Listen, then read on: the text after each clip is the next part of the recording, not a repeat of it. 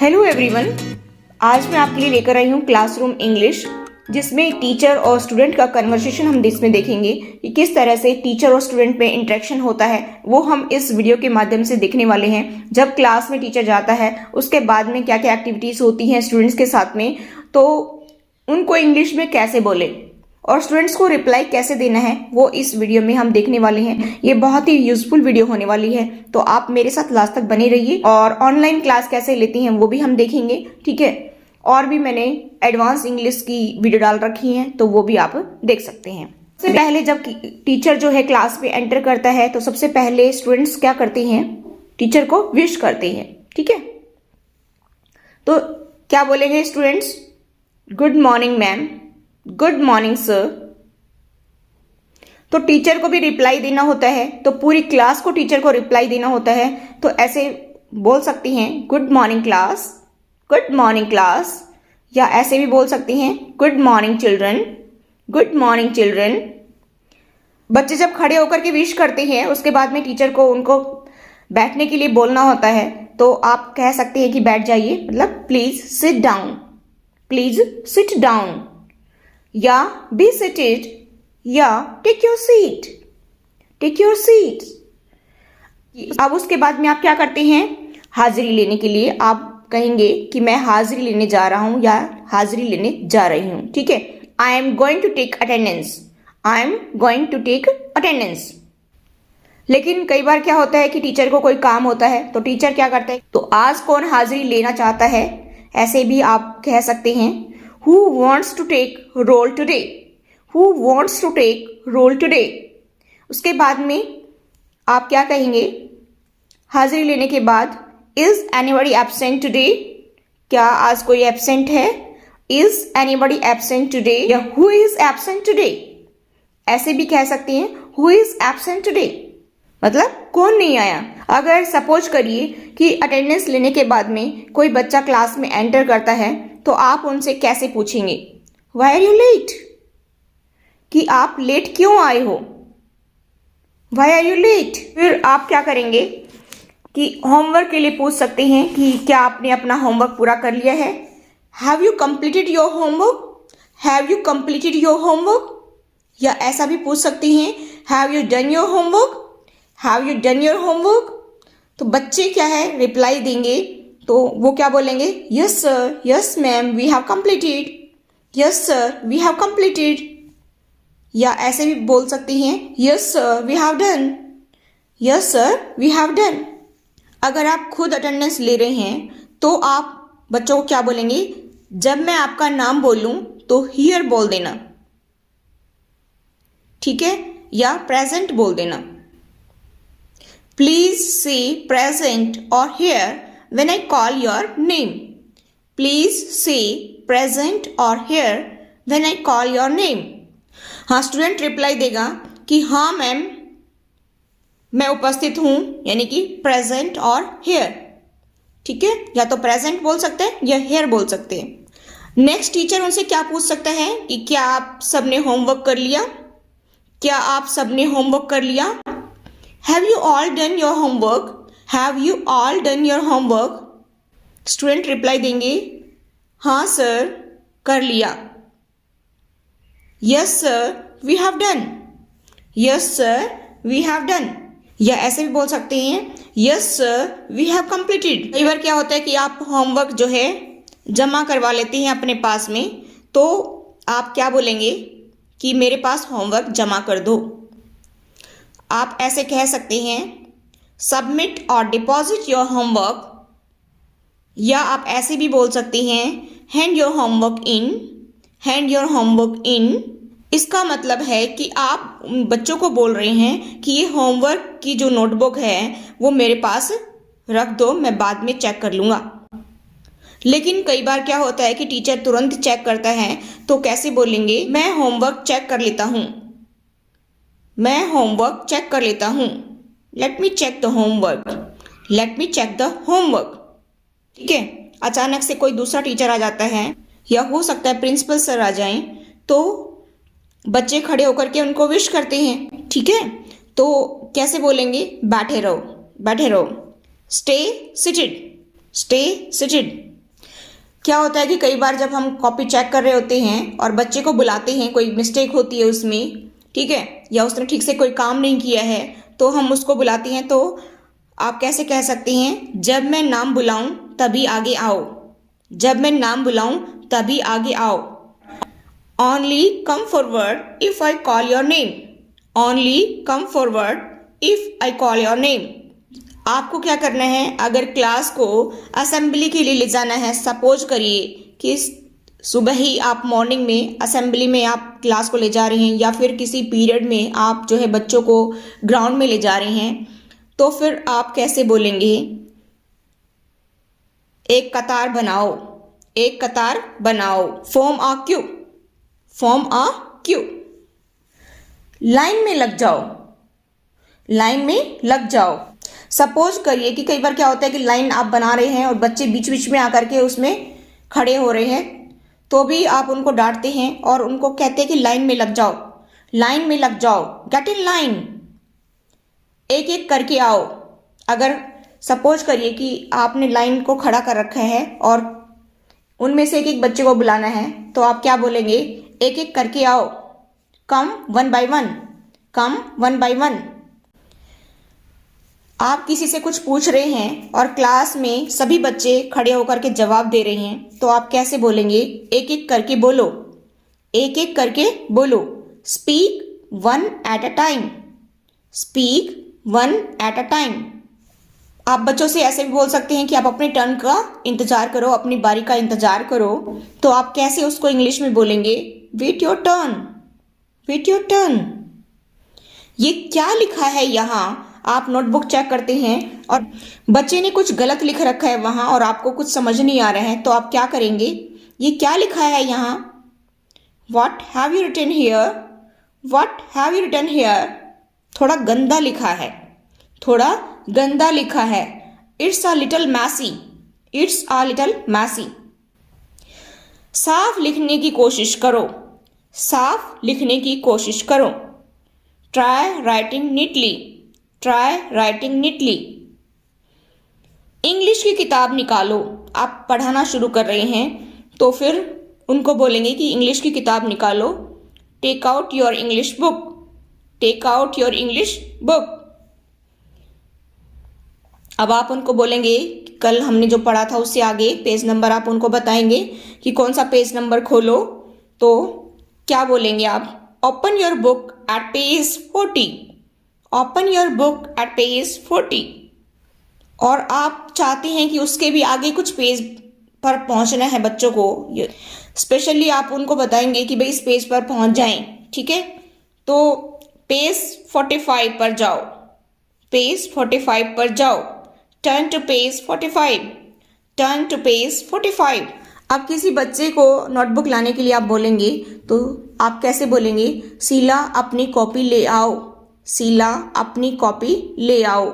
Sheila bring your notebook, Sheela bring your notebook. ये पाठ दोहराओ, ये पाठ दोहराओ। बच्चों से आप पढ़ने के लिए बोलेंगे, तो ये पाठ दोहराओ। Revise this chapter, revise this chapter. ध्यान से पढ़ो।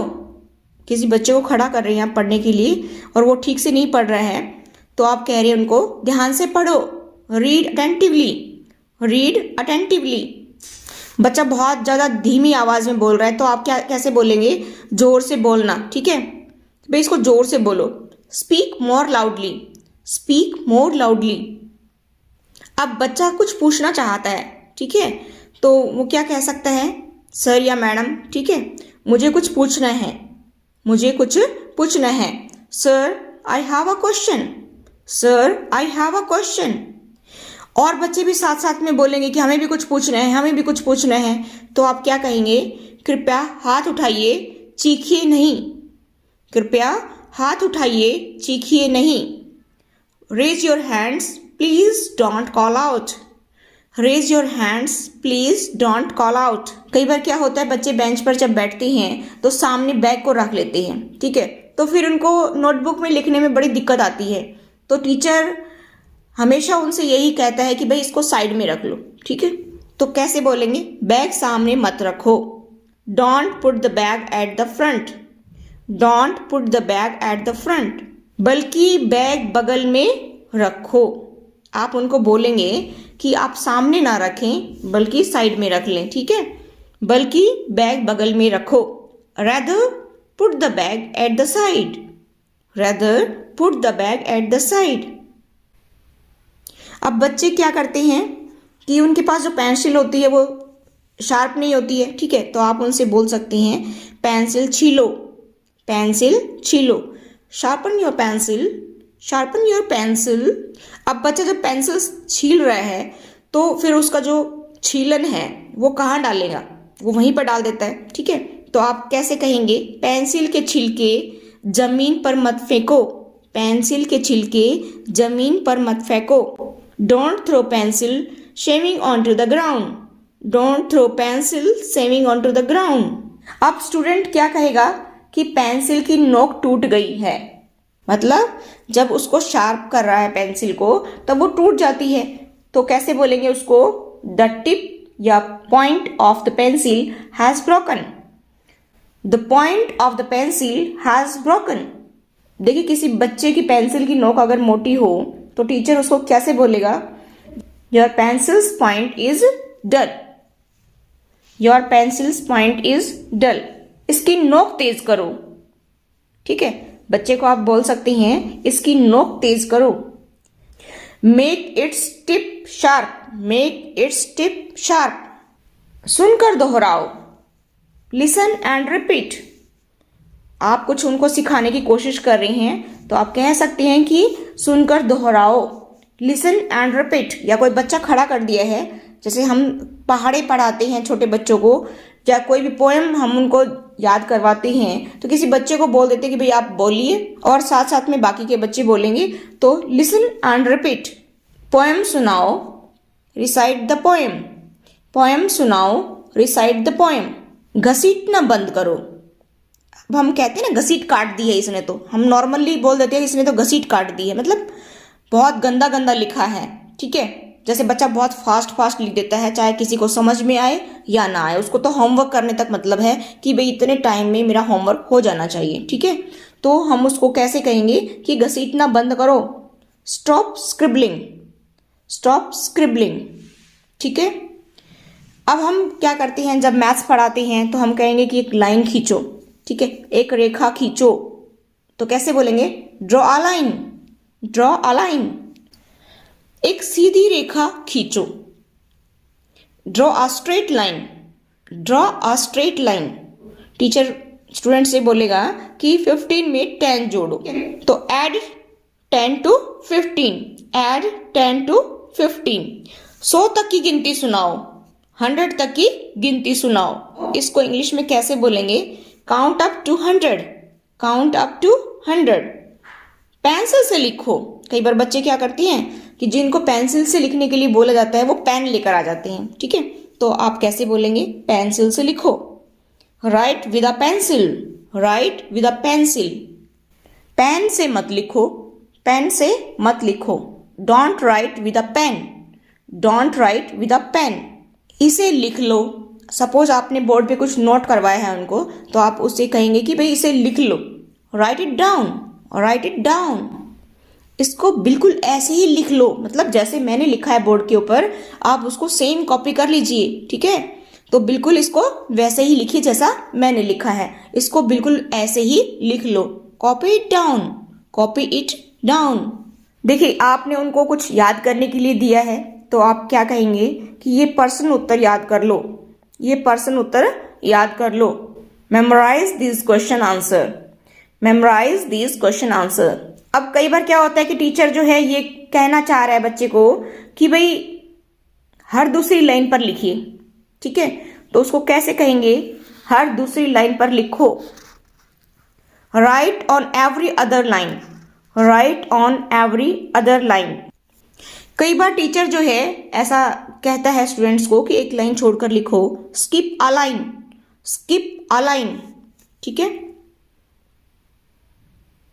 बच्चे क्या करते हैं, अपनी रफ नोटबुक होती है उसमें से पेज फाड़ा, उसकी बॉल बनाई और एक दूसरे पर फेंकना शुरू कर देती हैं। तो इसको कैसे बोलेंगे?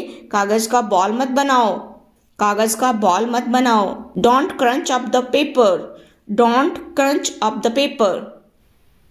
अब आप क्या करेंगे? उनको काम पर लगा देंगे, ठीक है। जब आपको लगता है क्लास जो है वो ठीक से काम नहीं कर रही है तो आप क्वेश्चन पूछना शुरू कर देंगे, क्योंकि आपने उनको याद करने के लिए दिया है, ठीक है।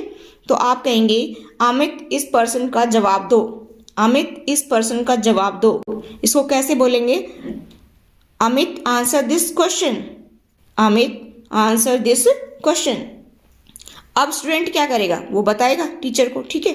सर मैं बताऊं, सर मैं बताऊं। जिससे पूछ रहे हैं वो नहीं बताएंगे और दूसरे अपने हाथ को ऊपर करेंगे। Sir may I answer, sir may I answer. हाँ बताओ।